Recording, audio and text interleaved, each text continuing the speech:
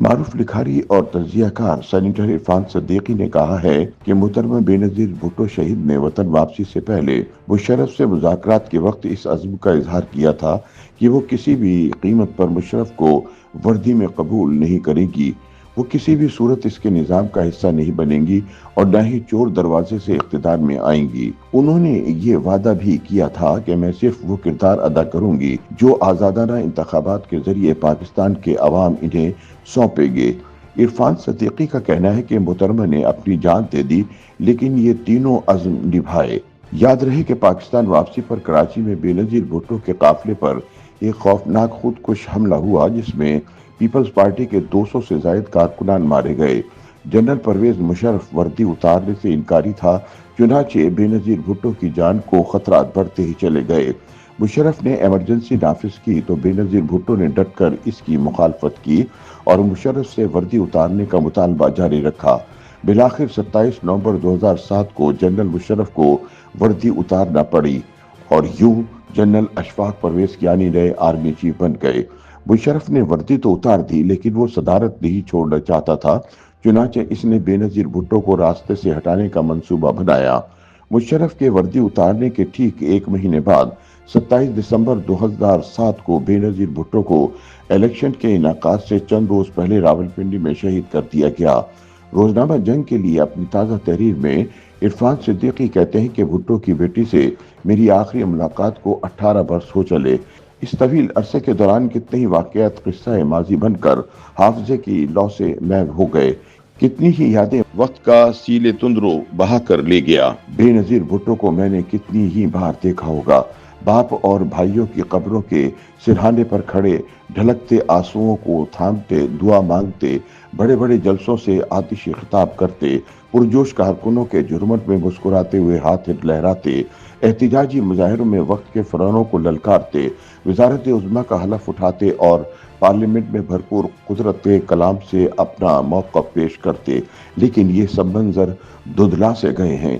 یادوں کے تاکشے میں بس ایک چراغ ابھی تک فروزاں ہے۔ چراغ کی لو میں تھرتھراتا بی بی کی ہنسی کا بے ساختہ پن اور اجلے افق سے پھوٹتی گہری شفق میں رنگا چہرہ جیسے نقش ہو کر رہ گیا ہے۔ سینیٹر عرفان صدیقی کہتے ہیں کہ بے نظیر واقعی اپنے نام کی طرح ایک بے نظیر شخصیت اور بہت بڑی لیڈر تھیں، جو کسی اسلامی ملک کی پہلی خاتون وزیر اعظم منتخب ہوئی۔ ان کی شخصیت کی قوس و قزح کے کتنے ہی رنگ تھے، لیکن مجھے صرف وہ بے نظیر رہ کر یاد آتی ہیں جو دبئی کے ہوٹل میں آصفہ اور بختاور کے ہاتھ تھامے ہنستی ہوئی داخل ہوئی تھی، جن کے ماتھے پر پسینے کے قطرے تیر رہے تھے۔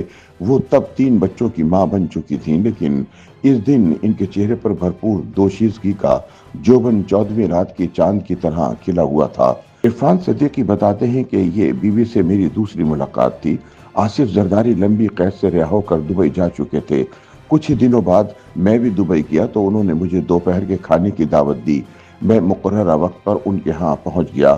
آصف اپنے دفتر میں بیٹھے تھے، وہیں گپ شپ ہوتی رہی۔ کچھ دیر بعد کہنے لگے، کھانا کہیں باہر چل کر کھاتے ہیں۔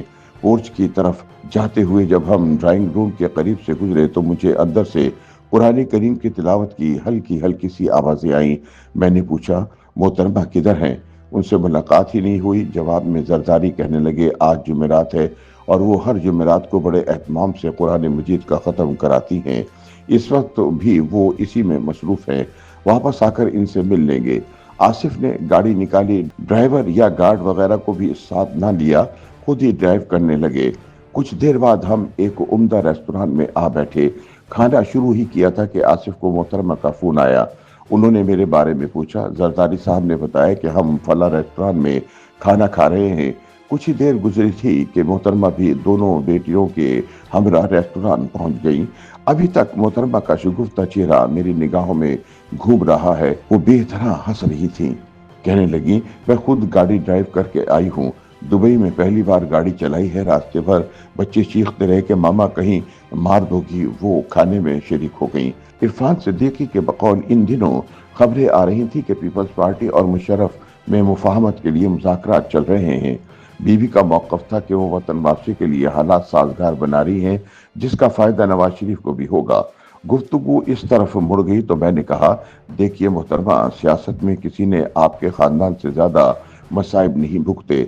आपके वालिद फांसी चढ़ा दिए गए, आपके दो भाई एक के बाद दीगरे कत्ल कर दिए गए, 2 मरतबा आपकी हुकूमत का तख्ता उलट दिया गया, आपके शौहर को 8 साल जिंदानों में बंद रहना पड़ा, खुद आपने कैद और बंद की सहुबतें उठाई, आपके कारकुनों ने कोड़े खाए, कुछ सूजियां की, जेलें काटी, आज भी आप अपने खानदान के हमरा जिलावतनी पर मजबूर हैं। मुश्किलात और मसाइब की ये तारीख आपका और आपकी पार्टी का कीमती असासा है। ये आपके पर्स में रखी आपकी पूंजी है, जिसमें आपके वालिद की मीरास भी शामिल है। अगर इस गिरा कदर पूंजी के एवज आप मुशर्रफ से कुछ रियायतें ले लेती या वजीर आजम बन जाती हैं तो बहुत ही खसारे का सौदा होगा। ये ऐसे ही होगा जैसे आप हीरो से भरा पर्स लिए मार्केट जाएं और जूतों का एक आम सा जोड़ा खरीद कर ले आए। इरफान सिद्दीकी कहते हैं कि मैंने जरा सा दम लिया तो मोहतरमा अपने दाएं हाथ बैठे आसिफ जरदारी की तरफ रुख करते हुए बोली, आसिफ क्या आप सुन रहे हैं? आसिफ ने इस बात में सर हिलाया। मोहतरमा बोली, देखिए सिद्दीकी साहब, मैं जो कहने लगी हूँ वो चाहे तो डायरी में लिख लें। नंबर 1, मैं किसी भी कीमत पर मुशर्रफ को वर्दी में कबूल नहीं करूंगी। नंबर 2, मैं किसी भी सूरत में इसके मौजूदा निज़ाम या बंदोबस्त का हिस्सा नहीं बनूंगी और न चोर दरवाजे से इख्तिदार में आऊंगी। नंबर 3, मैं सिर्फ वो किरदार अदा करूंगी जो आज़ादाना इंतखाबात के जरिए पाकिस्तान के अवाम सौंपेंगे। मैंने डायरी में कुछ नहीं लिखा, लेकिन मोहतरमा ने अपना वादा निभाया। तवील मुलाकात के आखिर में गुफ्तगू लतीफ पैराए में ढलने लगी तो मोहतरमा ने अपने मखसूस शोख लहजे में मुझे कहा, सुना है आपके दोस्त ने दूसरी शादी कर ली है। मोहतरमा का इशारा समझते हुए मैंने शरारत से कहा, एक बार तो आसिफ ने भी मुझसे कहा था कि मैं दूसरी शादी करना चाहता हूँ। मोहतरमा ने आसिफ की तरफ देखा जो हंस रहा था। मैंने कहा, लेकिन आसिफ कहता है कि मुझे बीबी से बड़ा डर लगता है। इस पर वो खिल उठी जैसे आसिफ की ये बात इन्हें बहुत अच्छी लगी हो। मैंने शरारत में एक और चिंगारी जलाते हुए कहा, लेकिन मुझे आसिफ का जवाब अच्छा नहीं लगा।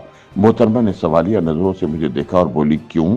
आसिफ को क्या कहना चाहिए था? मैंने कमाल संजीदगी से कहा, इन्हें कहना चाहिए था कि मैं एक और शादी करना तो चाहता हूँ, लेकिन मसला यह है कि मैं बीबी से बेपनाह मोहब्बत करता हूँ। बीबी का चेहरा खालिस मशरकी खातून की तरह गुलदार हो गया और वो आसिफ की तरफ रुक करके बोली, हाँ आसिफ, तुम्हें ये कहना चाहिए था। अल्लाह ताला गरीके रहमत करे। YouTube पर गूगली न्यूज देखने के लिए youtube.com की सर्च बार में गूगली न्यूज टीवी टाइप करें। गूगली न्यूज के पेज पर सुर्ख रंग के सब्सक्रिप्शन वाले बटन पर क्लिक करना ना भूलिए। YouTube पेज पर अपलोड होने वाली वीडियोस से बाखबर रहने के लिए बेल आइकन पर क्लिक कीजिए। आपको हर नई वीडियो के बारे में नोटिफिकेशन मौसूल हो जाएगा।